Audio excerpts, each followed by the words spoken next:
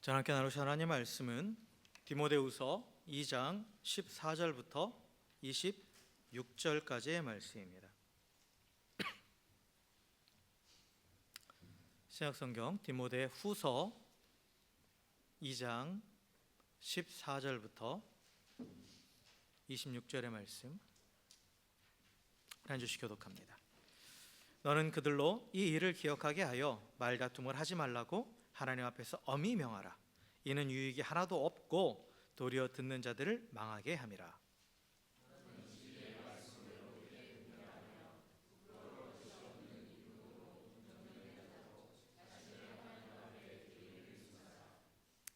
망령되고 헛된 말을 버리라. 그들은 경건하지 아니함에 점점 나아가나니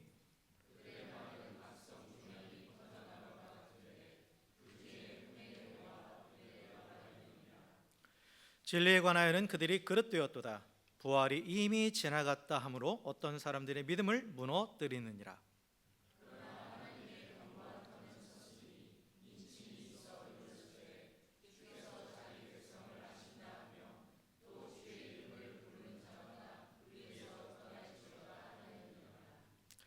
큰 집에는 금그릇과 은그릇뿐 아니라 나무그릇과 질그릇도 있어 귀하게 쓰는 것도 있고 천하게 쓰는 것도 있나니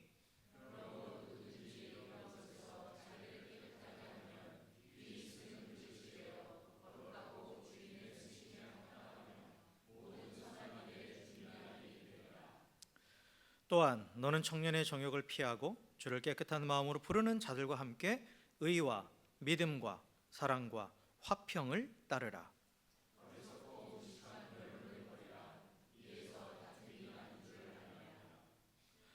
주의 종은 마땅히 다투지 아니하고 모든 사람에 대하여 온유하며 가르치기를 잘하며 참으며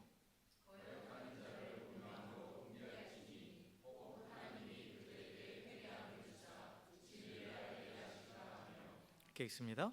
그들로 깨어 마귀의 올무에서 벗어나 하나님께 사로잡힌 바 되어 그 뜻을 따르게 하실까 함이라. 아멘. 아멘. 할렐루야. 할렐루야. 예, 우리 옆에 계신 분하고 이렇게 인사하겠습니다. 주의 사랑으로 사랑하고 축복합니다. 이렇게 인사하겠습니다.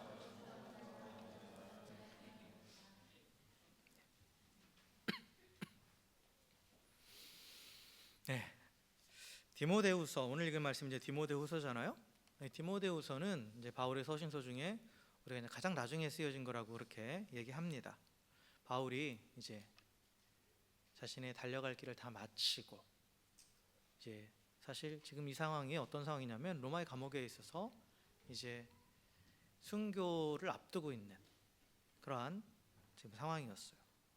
그래서 이때 자신의 영적인 아들 디모데에게 이제 편지를 보냈는데 사실 이게 이제 유언과 같은 그러한 편지죠. 그래서 이 디모데후서의 내용을 쭉 보면 바울이 자신이 어떻게 믿음의 사역을 감당했고 그리고 또한 동시에 이제 남아있을 자들에게 어떻게 하나님의 교회를 바르게 세워야 되는지 이런 것들에 대해서 쭉 가르치는 목회 서신이기도 합니다.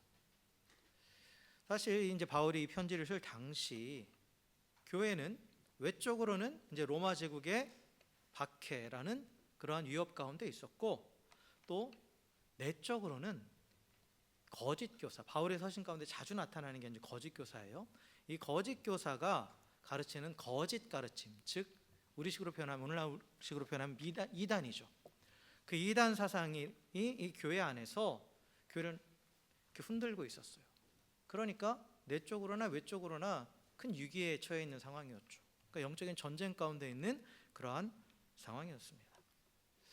그래서 이런 상황 가운데서 결국 바울은 이 교회를 바로 세우는 것은 하나님께 인정받는 일꾼이다.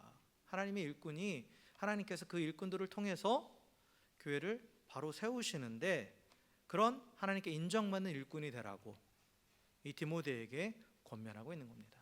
당시 디모데는 이제 에베소 교회를 사역하고 있었는데 그 디모데에게 그런 하나님께서 인정하는 그런 일꾼으로 잘 세워지고 그럼으로써 주님이 주신 삶을 감당하고 또한 그러한 일꾼들을 세우는데 최선을 다하라 라고 그렇게 지금 명령하고 있는 겁니다.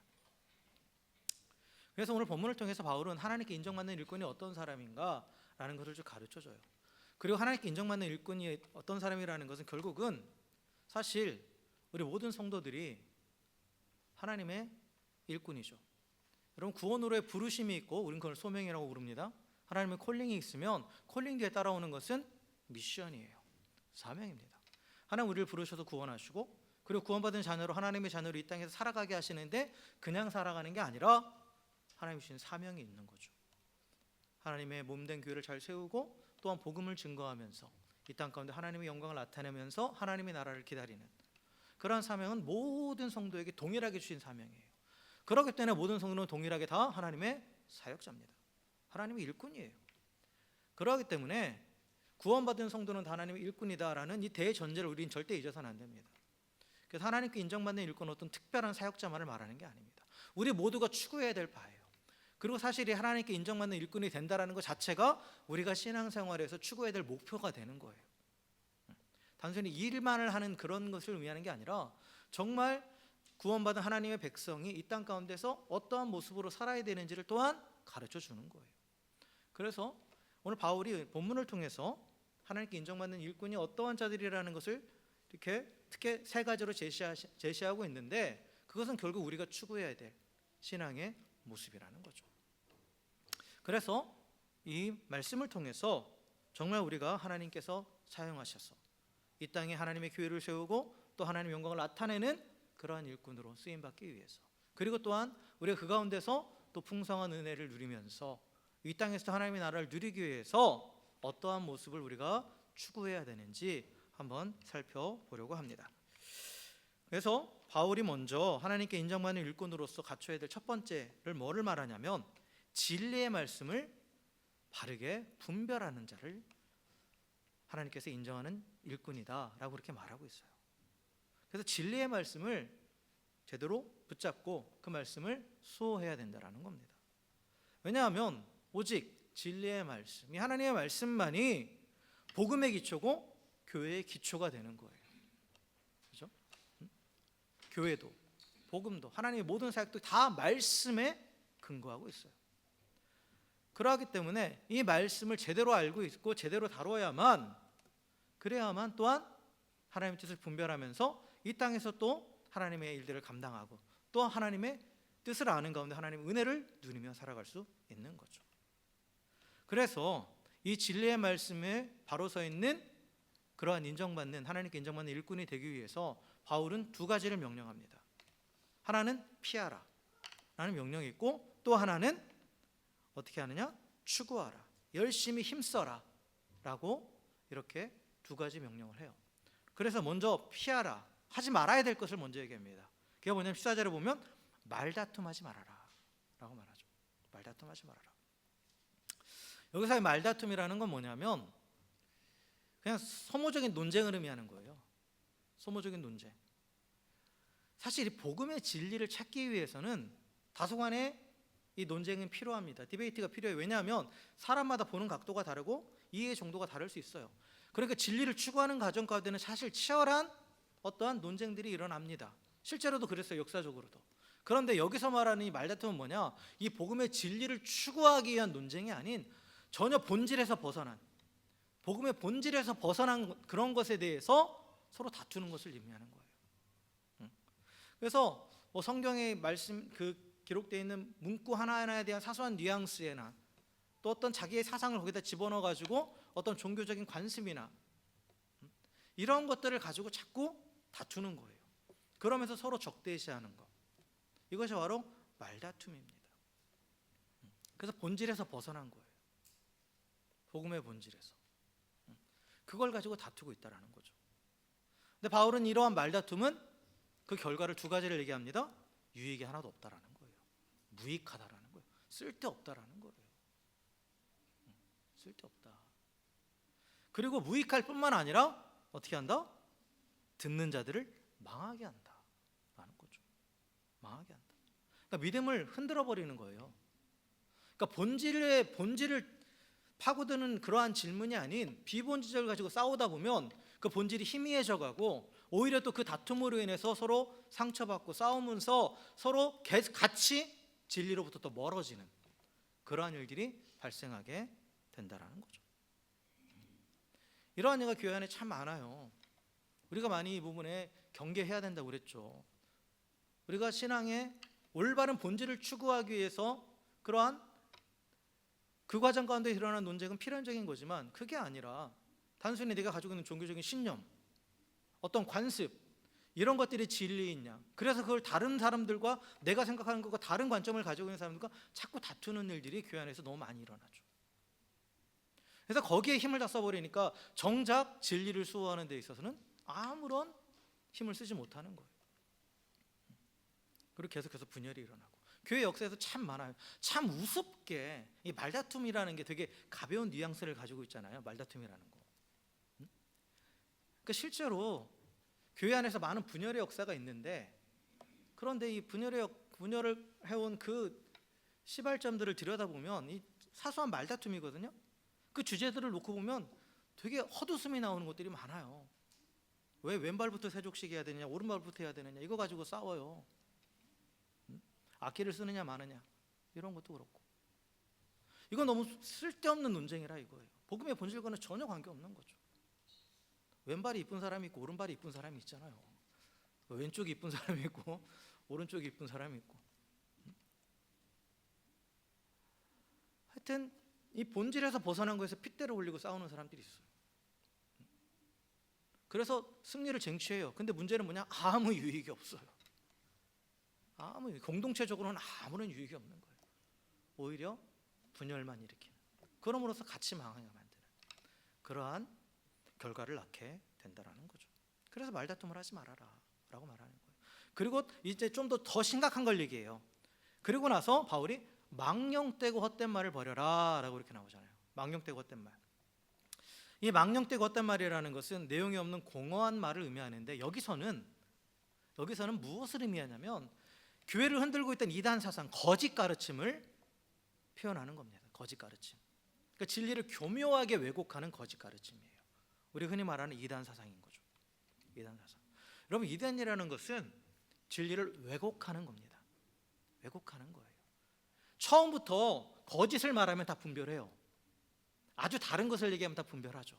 그런데 여러분, 사기꾼들도 사기칠 때 보면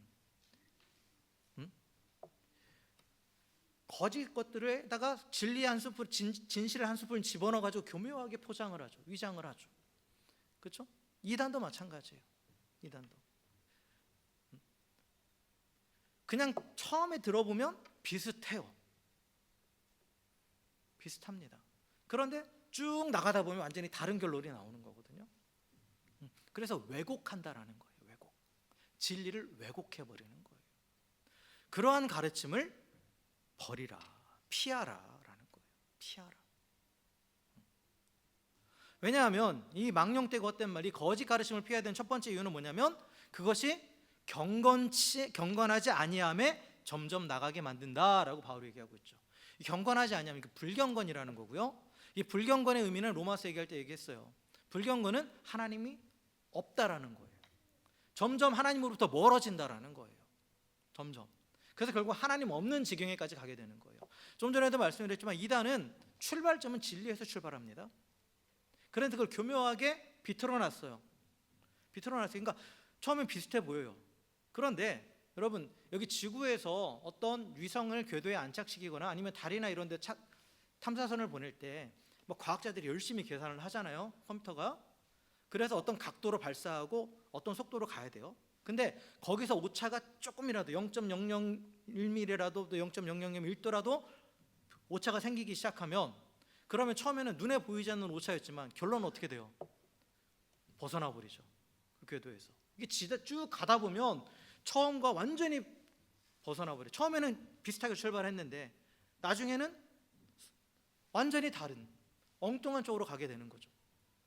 그러니까 이단이 그렇게 된다라는 거예요. 그래서 처음에는 진리처럼 보이는데 점점 어떻게 돼요? 벌어지는 거예요. 더 벌어지는 거예요. 그래서 나중에는 하나님 완전히 사라져 버리는 거예요. 그 안에서. 그래서 처음에는 진리와 비슷해 보이지만 이 거짓 가르침은 실제로는 점점 더 불의로 진리를 막아버리기 때문에 결국은 진리신 하나님이 없는 그 상태, 불경건한 상태로 나아가게 된다라는 거예요. 그리고 또 이 망령되고 헛된 말을 피해야 되는 두 번째이자 더 심각한 이유는 뭐냐?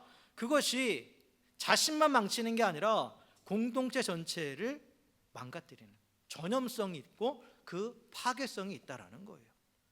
그래서 바울이 여기서 어떤 표현을 썼냐면 그들의 말, 이 거짓 교사들의 말은 악성 종양이 퍼져나간 것 같다라고 그렇게 표현하고 있죠. 그래서 악성 종양, 우리 흔히 말하는 암이죠. 암이고 그 다음에 이 원어적인 그 의학 그 질병을 찾아보니까 괴저라는 질병이 있더라고요. 이게 뭐냐면 살이 썩어 들어가는 거예요. 살이 썩어 들어가는 건데 이게 그 처음에 조그맣게 시작했다가 몸 전체로 퍼져서 결국은 죽게 만드는 생명을 빼앗아가는 그런 치명적인 질병이 바로 이제 이 악성 종양, 괴저고 암도 마찬가지죠. 암세포가 가만히 있지 않잖아요. 그렇죠? 여러분 암이 무서운 이유가 뭐예요? 전이가 더 무서운 거죠. 그렇잖아요. 그 자체로 그 안에서만 아무 활동을 안 하면 그것만 제거하면 끝나요. 그런데 암세포는 가만히 있지 않아요. 계속해서 옆으로 퍼져나가죠. 그래서 건강한 세포까지 다 죽여버리는 거죠. 그게 무서운 거죠. 이런 전염성으로 인해서 결국은 몸 전체를 다 죽게 만드는, 생명을 빼앗아가 버리는 그런 것이 바로 이 악성 종양인데 이단 사상이 바로 이렇다라는 거예요. 처음에는 아주 작은 말다툼에서 시작돼요. 아주 작은 차이에서 시작돼요. 그러나 이게 무서운 속도로 공동체 전체에 퍼져나가면서 결국은 접촉하는 모든 자들마다 그 영적인 생명을 빼앗아가는 그런 치명적인 결과를 낳는다라는 거예요. 그래서 실제로 지금 이제 바울은 그 예를 들고 있어요. 당시 그 교회 안에 일어났었던 이런 거짓 사상, 그것을 대표하는 후메네오와 빌레도라는 사람을 지금 들고 있죠. 이들이 정확히 어떤 사람인지는 모르지만 이들이 가르친 이 가르침에 대해서 얘기합니다. 바울이 이들이 뭐라고 가르쳤다고 했냐면 부활이 이미 지나갔다. 18절에 보면 부활이 이미 지나갔다라고 가르쳤다라는 거예요. 이게 어떤 사상이냐면 초대교회에 가장 큰 영향을 미쳤던 이단 사상은 영지주의입니다. 영지주의. 그래서 바울의 서신에서 영지주의에 대한 경계가 계속 나오고 그 다음에 누구냐? 사도 요한의 서신에도 이 영지주의에 대한 그런 경계가 계속 나와요. 그래서 영지주의자들은 가지고 있는 그 사상은 뭐냐면 육은 한없이 천하고 부정한 거예요. 오직 영만이 끝까지 남아서 그래서 구원받는다는 건 뭐냐? 어떤 영적인 깨달음을 얻는 것이고 신비한 영적인 존재가 되는 거라는 거예요. 그래서 육은 이제 어차피 사라질 거예요. 그러니까 여기서 여러 가지 변질적인 그런 내용이 나와요. 뭐냐면 육은 어차피 사라질 거니까 마음대로 살아도 돼. 이런 식도 나오는 거고 그 다음에 더 중요한 건 뭐냐면 여기서 말하는 건 뭐냐면 육의 부활은 없다예요. 육신의 부활은 없다라는 거예요. 어차피 육신은 더러운 거니까 그게 부활한다는 게 말이 되지 않는다. 그래서 예수님이 육신으로 부활했다라는 것도 그들은 비유적인 것이고 상징적인 것이지 실제로 그게 아니다라고 그렇게 주장하는 겁니다. 그래서 육신의 부활은 없다라고 주장하는 거예요. 그런데 기독교 우리 신앙의 핵심의 소망은 뭐냐면 그리스도의 부활입니다. 예수 그리스도가 육신으로 죽으셨다가 또한 3일 만에 그 육신으로 살아나셨다라는 거예요. 그래서 바울은 그게 없으면 기독교는 가짜다라고 고린도전서 15장에서 열변을 토하고 있죠. 그게 다 이런 배경이 있기 때문에 그런 거예요. 그리고 또한 그 예수님처럼 우리 성도들도 마지막 때 어떻게 된다? 영광스러운 몸으로 부활한다 라고 그렇게 가르치고 있어요. 그래서 성도의 소망은 예수님의 육적인 부활, 그리고 또한 예수님처럼 마지막 때에 그런 영광스러운 몸으로 부활한다는 그 사실이에요. 이게 믿음의 복음의 핵심이에요. 그래서 왜 우리가 이 땅 가운데 살아가면서 고난도 감내하고 또 이 땅의 즐거움도 포기하느냐? 마지막 날에 우리 육적으로 부활해서 하나님 나라를 완전히 누릴 수 있는, 그때 부활하는 몸은 우리의 몸과 달라요. 지금 이대로 부활하는 거 아니에요. 이대로 부활하는 게 아니라 하나님의 은혜를 완전히, 지금 우리 육신은 한계가 있기 때문에 그 은혜를 아무리 부어주셔도 우리가 누리는 것도 한계가 있고, 또한 우리의 육신은 이 세상에 익숙해져 있기 때문에 그걸 더 즐거워해요. 그런데 마지막 날 일어나는 그 부활의 육신은 뭐냐? 온전히 하나님으로 완전히 만족하는 그러한 몸입니다.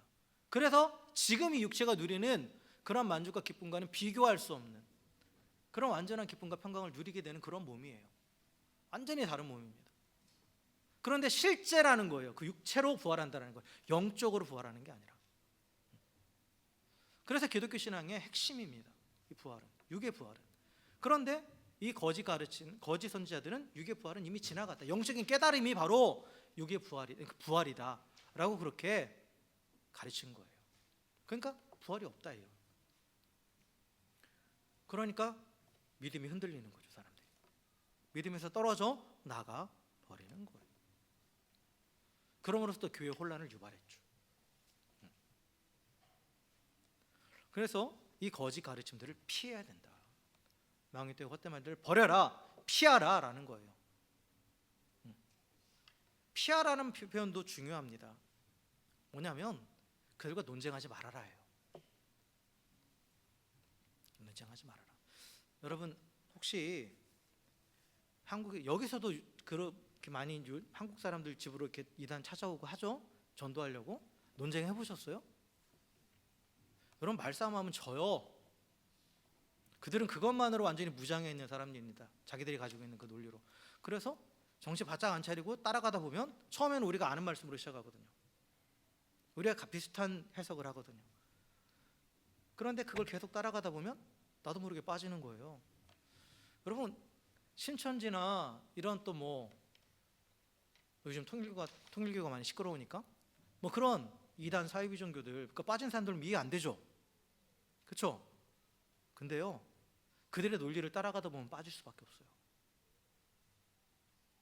실제로 한국교회에서 그런 이단과 자기가 한번 싸워보겠다고 호랑이 굴에 들어가가지고 내가 호랑이를 잡으려면 호랑이 굴에 들어가야지 하면서 들어갔던 많은 사람들이 거기에 감화돼가지고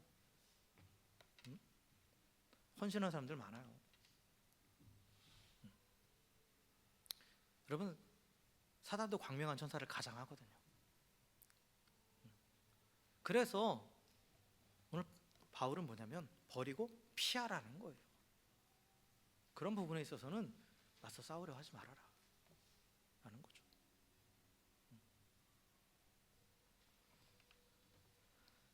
그래서 그런 이단적인 사상들을 우리가 피해야 돼요. 거짓 사상들을, 거짓 가르침들을. 그래서 이런 말다툼 그리고 망령되고 헛된 말들을 버리고 피해야 되고, 그러면서 이제 힘써라 라고 말하는데 뭐를 힘써라고 하냐면 15절에 보면 진리의 말씀을 옳게 분별하는 것을 힘써라 라는 거예요. 여기서 옳게 분별한다 이 말은 원래 원어적인 의미는 뭐냐면 이렇게 곧게 자르다, 반듯하게 잘라내다 그런 의미예요. 이게 이제 어떤 이미지를 생각하시면 되냐면 이 채석장에 가서 돌을 잘라내는 거예요. 이렇게 반듯하게 잘라내는 거.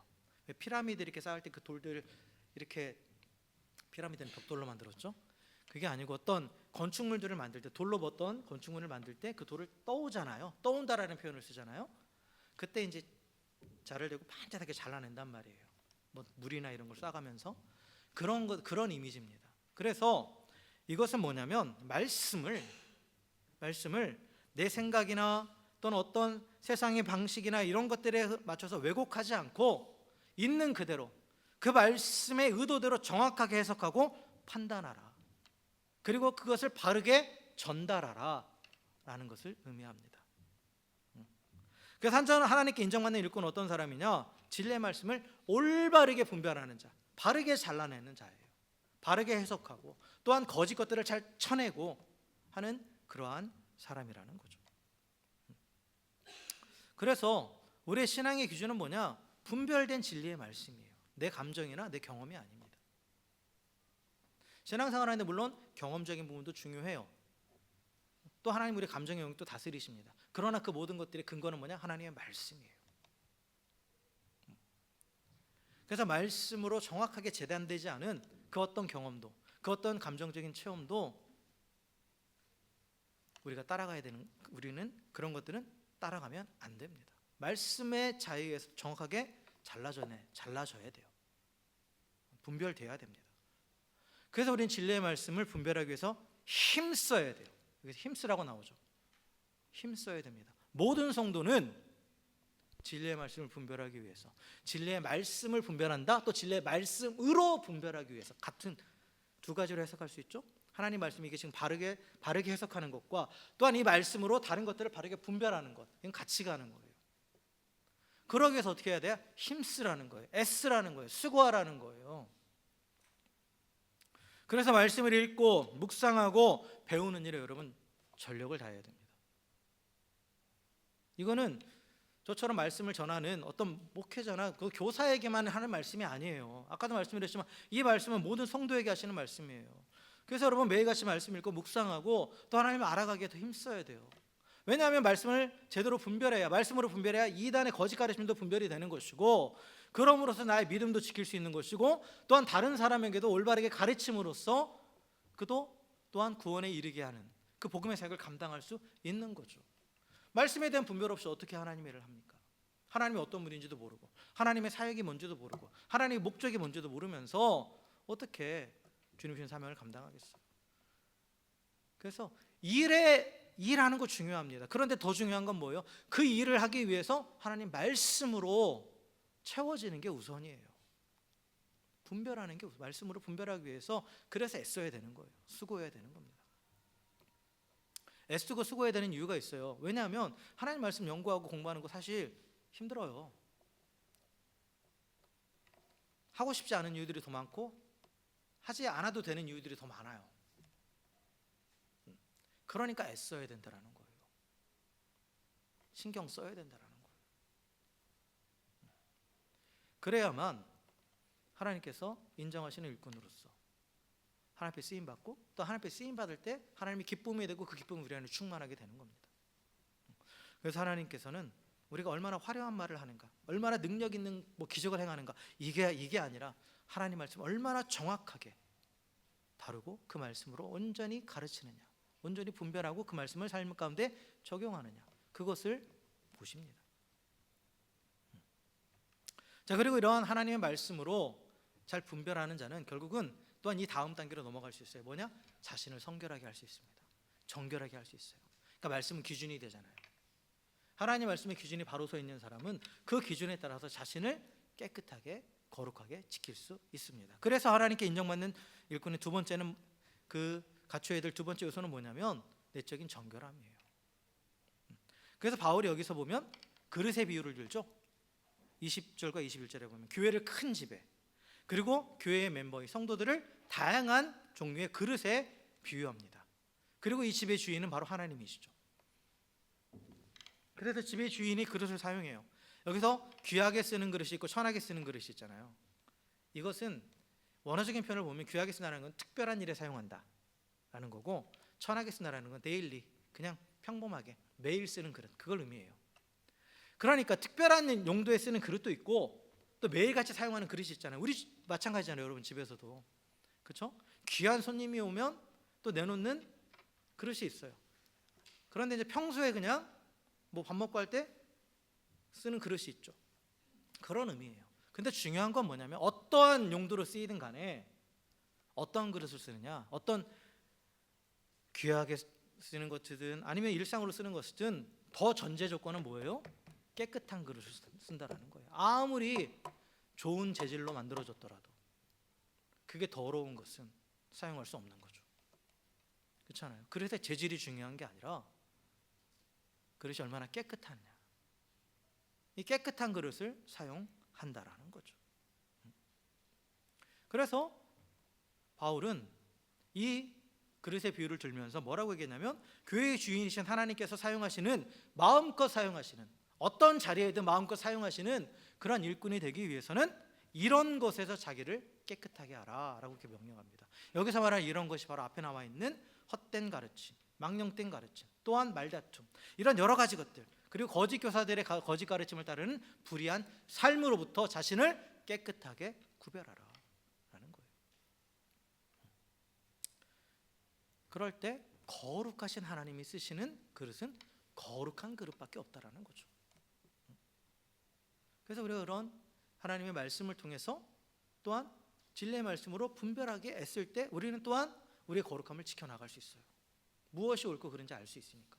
무엇이 더러운 것인지, 무엇이 하나님의 뜻인지 분별할 때 또 우리 자신을 거룩하게 지키면서, 그러면서 또 하나님 앞에 하나님께서 마음대로 사용하시는 그러한 그릇이 된다라는 거죠.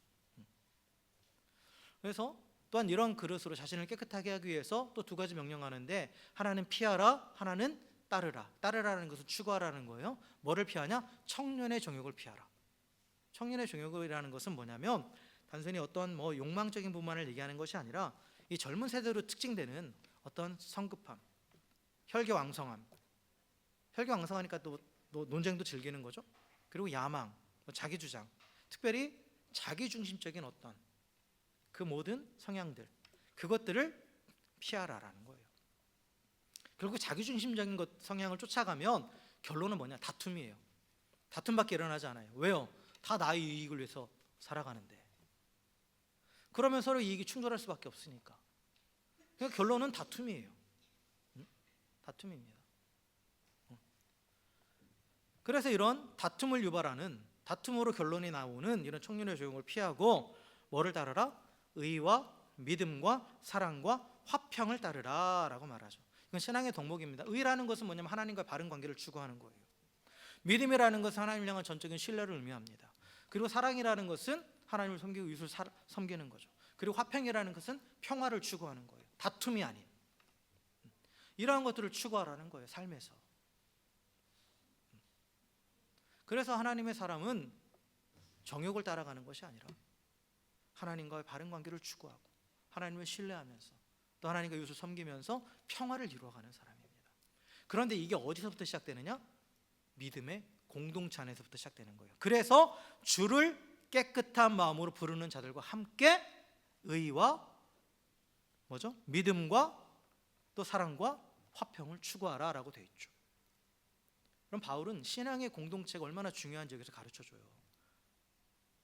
같은 하나님 안에서 한 성령으로 하나의 공동체를 이루고 있는 신앙의 공동체 안에서 우리가 함께 하나님을 바라보면서 함께 하나님과의 관계를 추구하며 나아갈 수 있고, 또 서로 격려하면서 믿음을 세워줄 수 있고, 그리고 서로 사랑함으로써 참된 평화를 누릴 수 있는 것이 바로 믿음의 공동체입니다. 그래서 예수님의 계명 가운데에 우리가 사랑하는데, 사랑도 형제 우애가 먼저고 그 다음에 사랑이에요. 형제 우애가 바로 서로 사랑입니다. 예수님이 말씀하신 이 서로 사랑은 믿음의 공동체 안에서만 되는 거예요. 믿음의 공동체 안에서 한 믿음 안에 있는 성도들끼리만 될 수 있는 거예요. 이것은 뭐냐? 서로가 하나님 안에서 하나님의 은혜들을 서로 나누는 거예요. 이게 서로 사랑이에요. 이 서로 사랑으로 그 사랑 안에서 충만하게 채워질 때 이제 그 밖에 있는 사람들에게 대해서 내가 일방적으로 베푸는 사랑을 할 수 있는 거예요. 신앙의 이 바운더리 밖에 있는 사람과는 서로 사랑이 되지 않아요. 이건 분명히 아셔야 돼요. 그래서 그들에게 복음을 전할 때는 우리가 일방적으로 베푸는 사랑을 하는 겁니다. 하나님의 사랑으로. 그런데 이 사랑을 베풀기 위해서는 우리가 믿음의 공동체 안에 서로 사랑으로 또 사랑으로 채워져 가야 돼요. 그래서 이 공동체가 중요합니다. 그래서 공동체 안에서 함께 하나님과 관계를 추구하고 또 믿음을 북돋아두고 서로 사랑하면서 화평을 추구할 때, 그때 또한 정결함에 이르게 되어서 그래서 하나님 앞에 쓰임받는 일꾼으로 바로 설 수 있게 된다라는 거죠. 그래서 우리가 이 정결하게 이르는 것, 이거 성화라고 표현하거든요. 이 성화는 사실 믿음의 공동체 안에서 일어나는 거예요. 믿음의 공동체 안에서. 그래서 이 안에서 여러 부딪힘들이 있잖아요, 사실.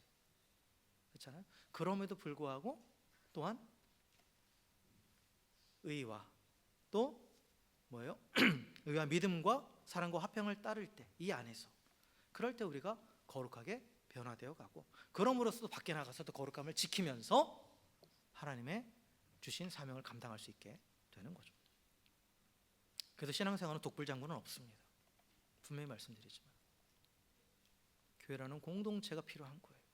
그리고 공동체 안에서 나와 부딪히는 사람이 필요한 거예요. 그가 나를 다듬어주는 하나님의 도구이기 때문에. 그래서 하나님은 유능한 일꾼을 찾는 것이 아니라 깨끗한 일꾼을 찾으십니다. 그래서 나의 배경이 금같이 은같이 이렇게 화려하지 않아도 상관없어요. 상대적으로 봤을 때 보잘것없는 질그릇이라 할지라도 깨끗하게 비워주고 성결하다면 하나님은 그것을 들어서 하나님 원하시는 대로 사용하시는 거예요. 그래서 우리는 죄를 피하고 의를 좇음으로 매일 자신을 거룩하게 지켜 나가야 됩니다. 자, 그리고 이렇게 하나님 정결함에 대해서 하나님 앞에 쓰임 받는 일꾼은 또한 그 성품, 그가 어떠한 태도를 또 가지고 사역을 해야 되냐면 바로 온유함입니다. 온유함. 그래서 사실 이 하나님의 복음을 전하고 또 하나님의 교회를 세우는 데 있어서 또 이 공동체를 세워가는 데 있어서 사실 모든 사람들이 나를 동의해 주지 않아요. 대적하는 사람이 있죠. 밖에서는 당연히 대적하고 또한 공동체 안에서 대적하는 사람이니까 아까 말한 그런 사소한 말다툼으로 부딪히는 사람들이 있어요. 그런데 하나님의 일꾼은 그런 사람들을 어떻게 대해야 되느냐? 온유함으로 대해야 된다라는 거예요. 온유함으로. 그래서 바울이 여러 번 강조하는 내용이 뭐냐면 23절에 어리석고 무식한 변론을 버리라 하면서 그에서 다툼이 난다라고 말하죠. 그렇잖아요. 계속 논쟁하는 걸 하지 말라라는 거예요. 왜냐? 그것은 다툼이라 이거죠. 그러면서 뒤이어서 하는 말이 뭐냐? 주의 종은 마땅히 다투지 아니하고 모든 사람에 대하여 온유하며 가르치기를 잘하며 참으며 거역하는 자를 온유함으로 훈계할지니라고 말하죠. 그래서 하나님이 쓰신 사람은 어떤 사람이냐? 온유한 사람이라는 거예요. 온유한 사람. 그리고 누군가를 가르칠 때도 온유함으로 가르치는 거예요. 그리고 이 온유함으로 가르칠 때 필수적으로 동반되는 게 인내입니다. 잘 참아야 된다는 거예요. 그래서 이 바울이 분명하게 우리에게 가르치는 건 뭐냐면 진리에 대해서는 타협하지 말라고 말했어요. 그러니까 진리에 대해서는 분명하게 잘 잘라내라고, 진리의 말씀을 잘 분별하고 잘 잘라내라고 말했어요. 하지만 대적하는 사람에 대해서는 온유함으로 나가라고 말합니다. 관용하라 라는 표현도 나오고요. 근데 많은 사람들이 이걸 거꾸로 해요. 진리에 대해서는 타협해요. 그런데 내 생각과 다른 사람에 대해서는 가차없이 쳐내버립니다. 그게 아니라 진리에 대해서는 분명하게 타협하지 말고 구별해야 돼요. 그러나 그러한 진리를 대적하는 사람이라 할지라도 또 그게 아니다, 또 나를 힘들게 하고 또한 별거 아닌 것 가지고 자꾸 나의 신경을 거스르는 사람이 있다 하더라도 온유함으로 품으라는 거예요. 품으라는 거예요. 왜냐? 하나님의 사람이 사역하는 목적이 뭐냐? 하나님 우리를 들어서 우리를 사용하시는 목적이 뭐예요? 결론은 다 이거예요. 영혼 구원이에요. 영혼 구원에 이르기 위함이에요. 즉 나를 대적하는 그 사람도 어떤 사람이에요? 구원받아야 될 사람이라 이거예요. 하나님의 구원의 대상은, 하나님이 구원하시는 대상은 차별이 없죠. 그러니까 모든 사람이 구원받아야 될 사람이에요. 비록 나를 힘들게 하고 또 나의 진리에 대해서 대적하는 사람이라 할지라도 그 대적하는 것, 그 진리를 거부하는 그 메시지 자체는 우리가 단호하게 쳐내야 되지만, 그러나 그 대적하는 사람도 불쌍한 마음을 가져야 된다는 거죠. 왜냐? 그 결론은 뭐예요? 진리를 대적하는 자는 그 결론은 뭐예요? 영원한 사망이잖아요. 그게 예비되어 있잖아요. 근데 하나님은 그들을 불쌍히 여기시잖아요. 그러니까 동일하게 그런 마음을 가지고 품어야 된다는 거예요. 그래서 온유함으로 다가가라는 거예요.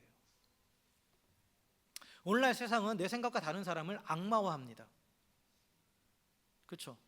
여러분 생각이 다를 수 있는데, 그리고 그 생각이 틀릴 수도 있어요. 그런데 사람 자체가 틀렸다라고 표현해버려요. 그러니까 다름과 틀림, 나의 다름을 용납하지 않고, 틀린 거는 분명히 틀린 거기도 해요. 하지만 어떤 의견 자체와 그 생각 자체를 그 사람과 동일시해버려요. 인격화시켜버립니다. 그러면 안 되는 거예요. 예수님이 만약에 우리를 그렇게 대하셨다면 여기 남아있을 사람 아무도 없어요. 그래서 온유함이라는 게 뭐냐면, 우리가 성경이 말하는 온유함을 그 나약함이라고 오해하시면 안 돼요. 성경이 말하는 온유함은 나약함이 아니에요. 성경이 말하는 온유함은 통제된 힘입니다. 통제된 힘. 이건 어떤 이미지냐면, 원어적인 의미를 보면 어떤 이미지냐면 잘 길들여진 야생마 또는 전투에 나가는 군마와 같은 그런 상태예요. 잘 길들여진 야생마는 뭐냐면 힘이 넘치죠. 야생마니까 힘이 넘치는데 길들여졌다는 건 뭐예요? 고삐 잡은 자가 가라고 하는 대로 가는 거예요. 멈추라면 멈추고 달리라면 달리고 고삐를 잡아채는 대로 움직이죠. 그러니까 그 힘을 어떻게 사용하는 거예요? 넘치는 힘을 주인의 의지대로 사용하는 거예요. 군마도 마찬가지예요. 고대 전투에 있어서 이 기병, 군마는 오늘날의 탱크와 전차와 같은 어마어마한 그러한 강력한 힘을 가지고 있어요. 그래서 기병이 덮치면 그냥 사람 다 쓸려 나가는 거예요. 그런데 그 힘을 어떻게 사용하는 거예요? 그 안장에 앉아 있는 그 주인이 조종하는 대로 움직이는 거죠. 자기 마음대로 사용하지 않잖아요. 그러니까 온유라는 것은 그거예요. 하나님의 우리의 삶의 주인 되시는 그 하나님, 우리의 대장 되시는 그 주님의 뜻을 따라서 하나님이신 그 힘을 사용하는 거예요. 그러니까 결국은 하나님의 목적을 따라서 때로는 힘이 넘치더라도 그걸 제어하는 거죠. 내가 이렇게 하고 싶은데 정말 내 성질 같아서는 저런 사람 당장 쳐내고 싶은데 그런데 하나님 저 사람도 불쌍히 여기시니까 하나님 저 사람도 구원하기 원하시니까 그걸 제어하는 겁니다.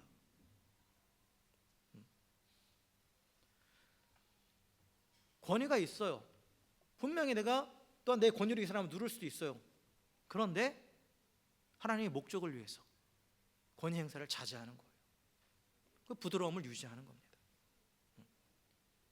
그래서 거역하는 자는 온유함으로 훈계하라고 했잖아요. 여기서 훈계한다는 말은 뭐냐면 이게 정죄하고 비난한다는 의미가 아니라 그 파이디언, 어린 유아들을 가르치는, 교정하는 그런 걸 의미합니다.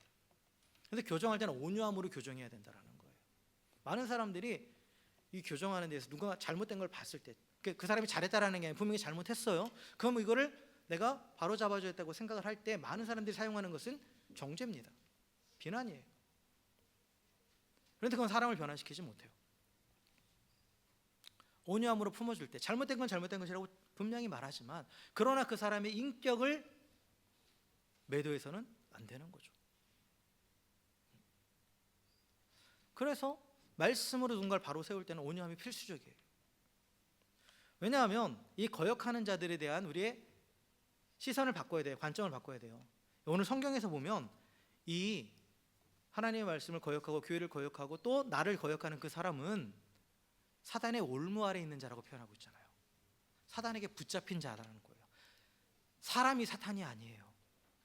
대적하는 사람이 마귀가 아니라 그가 마귀의 영향력 아래 있는 거죠.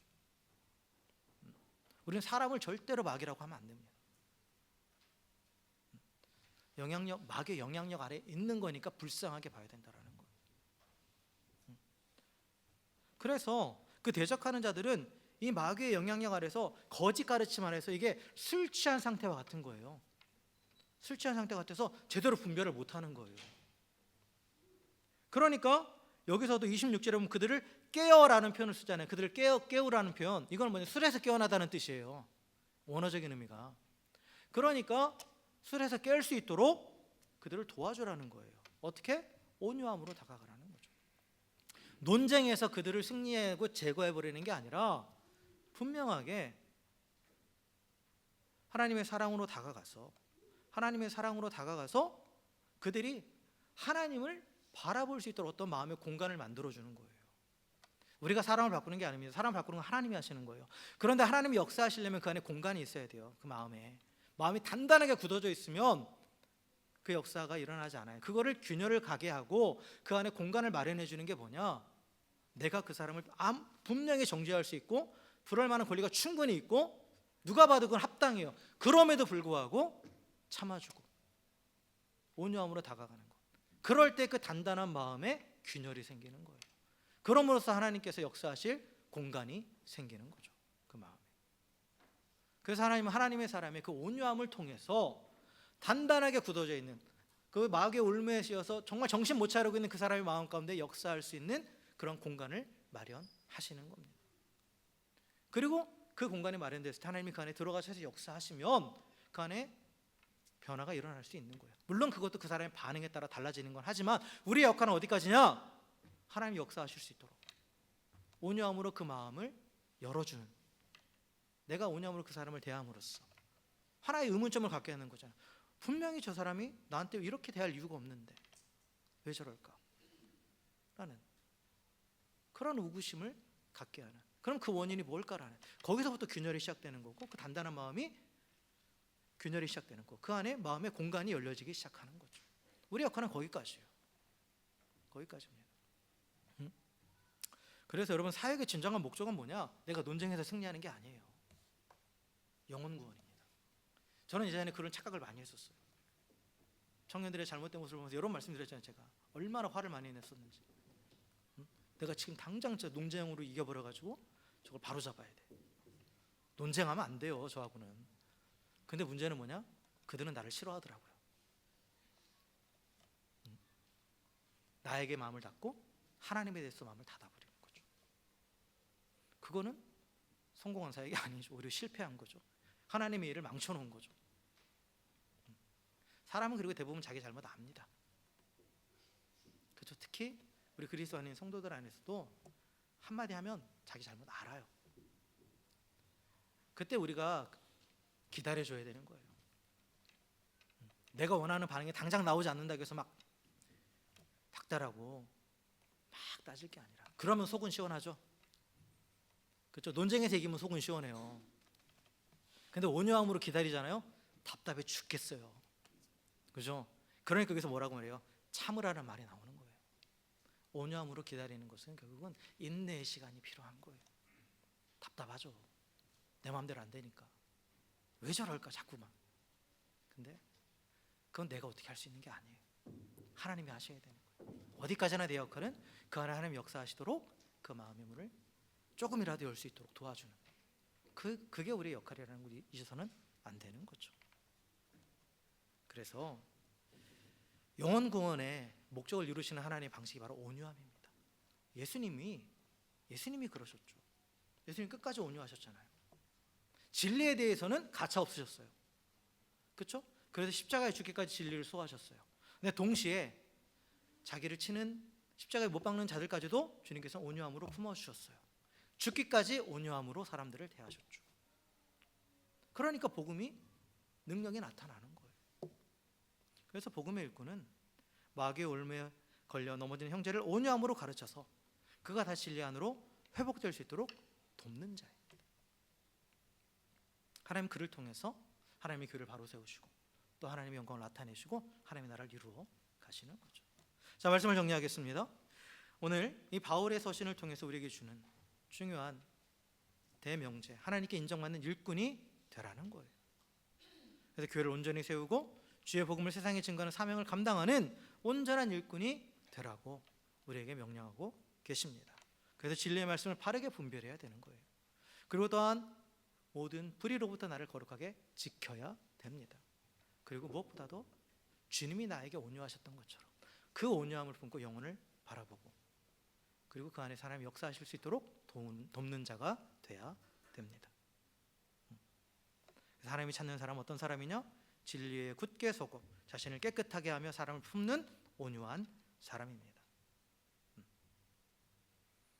사랑하는 성도 여러분, 매일의 삶 가운데에 진리의 말씀으로 분별할 수 있도록 더욱더 하나님 말씀을 알게 힘쓰고 말씀 가운데 거하는 우리가 되길 주의 이름으로 간절히 축원합니다. 또한 분별하게 하신 대로 모든 죄와 불의로부터 자신을 거룩하게 지켜나가는 우리 모두가 되길 주의 이름으로 간절히 축원합니다. 또 하나님이 붙여주시는 형제들, 연약한 부분을 보여주신 그 형제들이 있다면 그들에게 다가가 정죄와 비난이 아닌 온유함으로 다가가서, 그래서 그 온유하신 하나님을 우리를 통해서 보여줌으로 그 안에서 하나님의 역사하심으로 그가 돌아올 수 있도록 도와주는 그 사명을 감당하는 우리가 되길 주의 이름으로 간절히 축원합니다. 그럴 때 하나님께서 우리를 사용하셔서 무너진 영혼들을 다시 세우고 교회를 든든히 하시고 하나님의 나라를 확장해 가실 줄 믿습니다. 그래서 하나님이 인정하시는 일꾼으로 온전히 헌신하여서 하나님의 기쁨이 되고 또 날마다 그 하나님의 기쁨으로 충만한 삶을 살아가면서 주님 오시는 그날 또 주 앞에 섰을 때 잘하였도다, 착하고 충성된 종아라고 주 앞에 칭찬받을 수 있는 우리 모두가 되기를 다시 한번 주의 이름으로 간절히 축원합니다. 함께 기도하겠습니다.